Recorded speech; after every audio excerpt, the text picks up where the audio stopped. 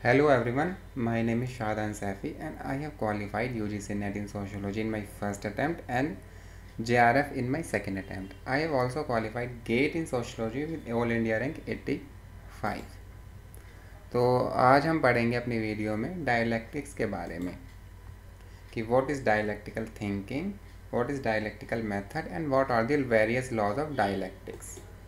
तो हम पहले देखते हैं कि डायलैक्टिक्स है क्या। Dialectical philosophy believes that contradictions exist in reality and that the most appropriate way to understand reality is to study the development of these contradictions. Mainly देखो यहाँ पर डायलैक्टिक्स में हम पढ़ेंगे कॉन्ट्राडिक्शंस के बारे में। ये कहता है कि रियलिटी में कॉन्ट्राडिक्शंस ज़रूर होते हैं हर चीज़ के, और उन कॉन्ट्राडिक्शंस को ही हम डायलैक्टिक्स में पढ़ते हैं कि वो कॉन्ट्राडिक्शन कैसे डेवलप हुए, उनके बीच में क्या रिलेशंस है और फ्यूचर में उन कॉन्ट्राडिक्शन से क्या अराइज हो सकता है। अब हम देखते हैं कि हेगल ने डायलैक्टिक्स के बारे में क्या कहा। हेगल ने सिंपली कहा है each thesis has its antithesis. The thesis represent the positive view and antithesis represent the opposite और negative view. In course of time, thesis and antithesis are reconciled in the form of synthesis. Synthesis is the composite view. As the history progresses, the synthesis becomes a new thesis. This new thesis and then has an antithesis with the eventual prospects of turning into a synthesis. And this process goes on and on. अब देखिए यहाँ पर इसने simple definition में, अगर मैं आपको simple तरीके से समझाऊँ तो इसने क्या कहा है कि हर चीज़ का, हर जो भी कोई फिनोमेना होगा उसकी एक थीसिस होगी और दूसरा उसकी एक एंटीथीसिस होगी। थीसिस अपना पॉजिटिव व्यूज़, जो पॉजिटिव व्यूज़ होंगे उस फिनोमेना के, उसको हम थीसिस कहेंगे, और नेगेटिव या अपोजिट व्यूज़ को हम एंटीथीसिस कहेंगे, जैसे कि इस डायग्राम में हम देख पा रहे हैं। अब ये दोनों चीज़ अब जब आपस में मिल जाएंगी या रिकनसाइल करेंगी तो एक नई चीज़ बॉर्न आउट होगी जिसको हम सिंथेसिस कहेंगे।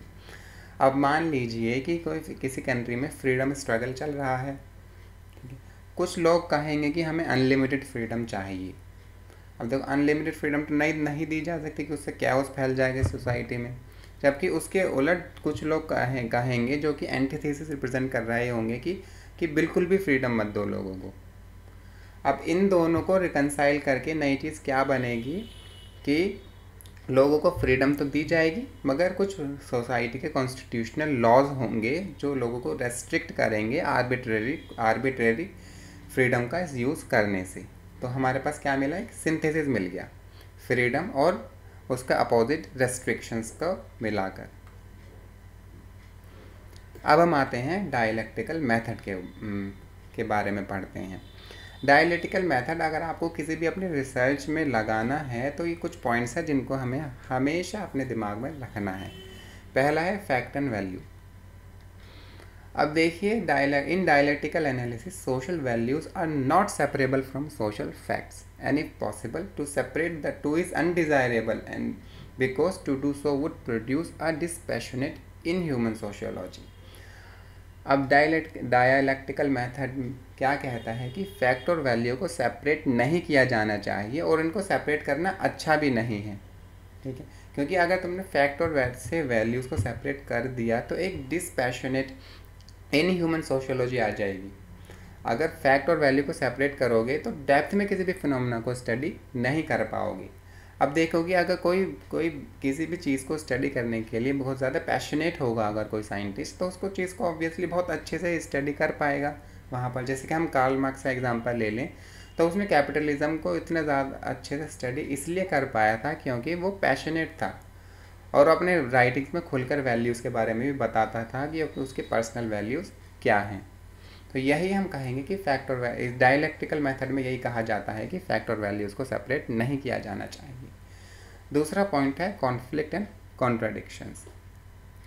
डायलैक्टिकल थिंक, जैसे कि हमने शुरू में ही देखा था डेफिनेशन में, डायलैक्टिकल थिंकिंग फोकस करती है कॉन्फ्लिक्ट और कॉन्ट्राडिक्शन में जो सोसाइटी में प्रेजेंट है, जैसे रिच का कॉन्ट्राडिक्शन पुअर, प्रोलेटेरिएट का कैपिटलिस्ट क्लास ऑफ सोसाइटी। तो ऐसे ही हम कॉन्फ्लिक्ट एंड कॉन्ट्राडिक्शंस को डायलैक्टिकल मेथड में स्टडी करेंगे। तीसरा आता है रेसिप्रोकल रिलेशंस, मतलब not a simple one way cause and effect relationship between the various parts but a reciprocal relationship between parts. मतलब जैसे कि हम इस डायग्राम में देखेंगे कि दो फिनोमेना के बीच में हम एक simple linear cause and effect relationship study नहीं करते हैं डायलैक्टिक्स में, बल्कि हम पढ़ते हैं एक रेसिप्रोकल रिलेशंस बिटवीन टू और मोर फिनोमेना। जैसे हम यहाँ पर देखेंगे कि अगर कैपिटलिस्ट क्लास वर्किंग क्लास का एक्सप्लॉइटेशन करेगी तो क्या होगा, वर्कर्स कैसे हो जाएंगे, इसका इफेक्ट क्या होगा कि वर्कर्स ज़्यादा मिलिटेंट बन जाएंगे। अब ज़्यादा मिलिटेंट अगर वर्कर्स हो गए तो कैपिटलिस्ट सोचेंगे कि हम उनको और ज़्यादा कंट्रोल करें और उनको और ज़्यादा एक्सप्लॉइट करें। अब उनके मिलिटेंट होने की वजह से कैपिटलिस्ट और ज़्यादा एक्सप्लॉइट करने लगेंगे वर्कर्स को, और उससे आफ्टर इफेक्ट क्या होगा, फिर और ज़्यादा वर्कर्स मिलिटेंट बन जाएंगे। तो हमने यहाँ देखिए कि रेसिप्रोकल रिलेशनशिप देखा कैपिटलिस्ट और वर्कर्स के बीच में। अब हम आगे देखते हैं स्लाइड में, no dividing lines between phenomena in social world. Example, no dividing lines between rich and poor but a whole array of people between them belong to middle class. अब डायलैक्टिक्स मेथड में हम क्या देखेंगे कि दो phenomena, दो या दो से ज़्यादा फिनोमेना के बीच में कोई एक एग्जैक्ट डिवाइडिंग लाइन नहीं होती जो तुमको बता देगी, जो एक फिनोमेना को दूसरे फिनोमेना से सेपरेट कर सके। अब देखें यहाँ पर रिच और पुअर को सेपरेट एक डिवाइडिंग लाइन से नहीं किया जा सकता, क्योंकि रिच और पुअर के बीच में बहुत सारे लोग लाइक करते हैं जिनको हम मिडिल क्लास भी कहते हैं। ठीक है, ऐसे ही बहुत सारे एग्जाम्पल देख सकते हैं।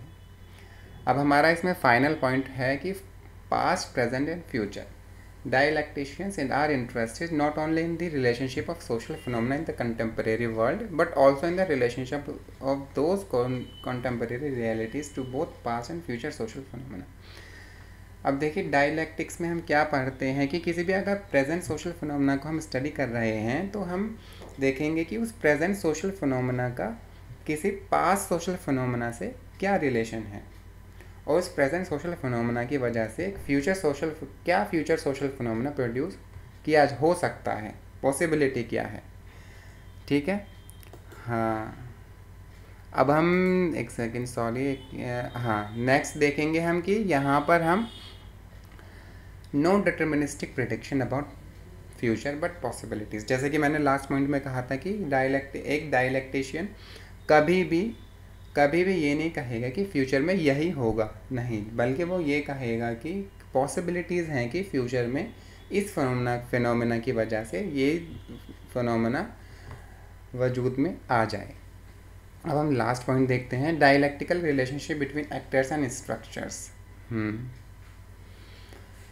अब देखिए डायलैक्टिक्स में क्या होगा, हम एक्टर्स और स्ट्रक्चर्स के बीच में क्या रिलेशनशिप है, वो reciprocal relationships past, present and future circumstances में, वो भी हम डायलैक्टिक्स में स्टडी, डायलैक्टिकल थिंकिंग के अंडर ही आता है। जैसे कि हम चलिए हम आगे देखते हैं। आगे अब हम पढ़ेंगे लॉज ऑफ डायलैक्टिक्स के बारे में, जो कि फ्रेडरिक एंजल्स ने हमें दिए थे। पहला लॉ है law of unity and conflict of opposites. There are internal sides, tendencies, forces of an object और phenomena which are mutually exclusive but at the same time presupposes each other. This unity, the equal effect of opposite, is temporary and relative where there conflict is eternal. जैसे कि हमने शुरू में ही देखा था dialectics की definition में कि वही लॉ है कि हर एक फिनोमेना के अंदर पॉजिटिव टेंडेंसीज होंगी और नेगेटिव टेंडेंसीज होंगी। ठीक है, और वो टेंडेंसीज जो होंगी आपस में कॉन्फ्लिक्ट में होंगी, हमेशा कॉन्फ्लिक्ट में तो होंगी ही, मगर वो म्यूचुअली एक्सक्लूसिव भी होंगी। म्यूचुअली एक्सक्लूसिव मतलब वो दोनों ओवरलैप नहीं करेंगी। एक पॉजिटिव व्यू एग्जिस्ट तभी करेगा जब उसके side by side negative views भी होगा। ठीक है, अब एक लॉ ऑफ यूनिटी मतलब उन पॉजिटिव और नेगेटिव व्यूज़ का इफेक्ट जब इक्वल हो जाएगा तो उसको कहेंगे हम लॉ ऑफ यूनिटी, जो कि एक टेम्परेरी और रिलेटिव सिचुएशन होगी।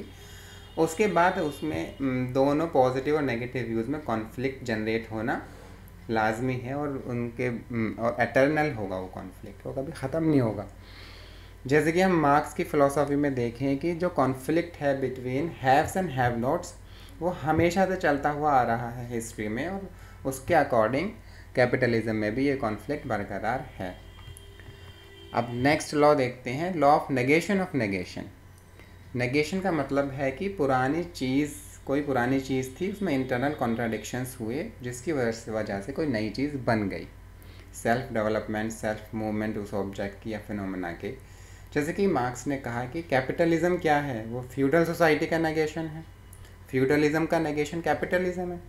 अब उसने कोई फ्यूचर भी फोरकास्ट किया था कि ऐसा हो सकता है। क्या फ्यूचर था? सोशलिज्म। सोशलिज्म किसका नेगेशन होगा? कैपिटलिज्म का। तो हम इस प्रोसेस को क्या कहेंगे? Negation of negation. अब ये प्रोसेस आगे चलता जाता है। नेक्स्ट देखेंगे हम law of transition of quantity into quality. अब देखिए, क्वांटिटेटिव चेंजेस क्या होते हैं, वो जब कोई भी ऑब्जेक्ट या फिनोमेना कंसेप्शन में आता है तो उसके फर्स्ट डे से ही इसमें स्मॉल इंक्रीमेंटल चेंजेस होने शुरू हो जाते हैं। उनको हम कहते हैं क्वांटिटेटिव चेंजेस। अब एक पॉइंट के बाद उनमें एक बड़ा चेंज हो जाता है जिसको हम क्वालिटेटिव चेंज कहते हैं।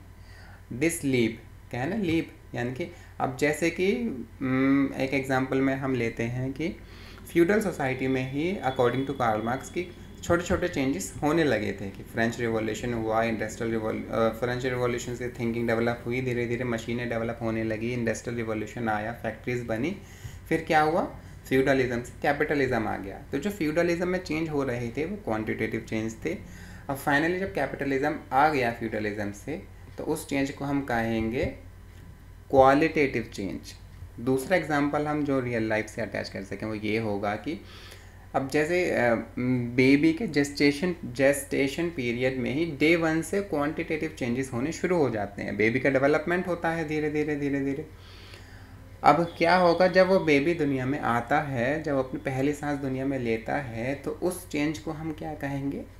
क्वालिटेटिव चेंज, जब बेबी पैदा होता है। तो आज हमने ये सब सीखा। मिलते हैं हम अपनी अगली वीडियो में। Thank you all of you.